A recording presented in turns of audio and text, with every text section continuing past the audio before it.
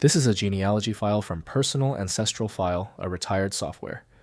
Modern tools like Ancestry.com or Roots Magic can import this old data. I'm Evan Brooks, Certified Support Engineer. Let's migrate the data. We're tackling this PAF file systematically, and I've reserved the most powerful data extraction technique for the end, just in case.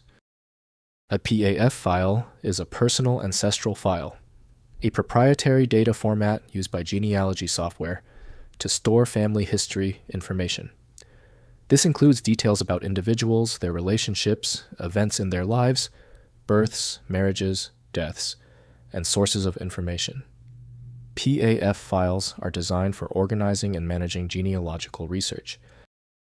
PAF files use a structured format to store genealogical data, including fields for names, dates, locations, and relationships. The format allows for linking individuals into family trees and recording source citations to support research claims. While the format is proprietary, tools exist to convert PAF data to more open formats like GEDCOM. The designated application for the PAF file is Personal Ancestral File from Family Search.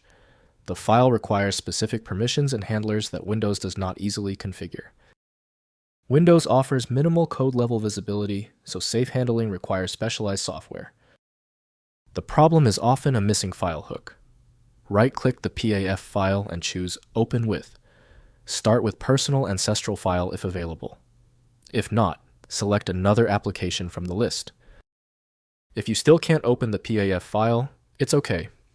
If the PAF file has resisted the previous steps, we need to examine the source. Test the following 3 key failure points to determine the origin of the block.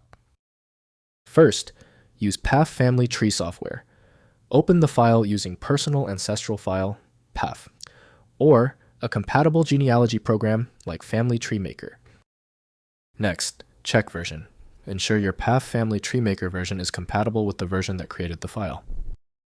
Finally, export to GEDCOM.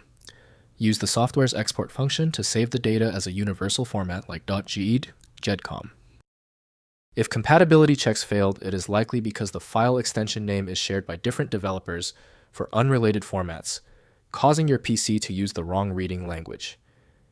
You may find success with a solution built on independent file logic that aims to read the file header at the byte level to identify the format, regardless of its current label.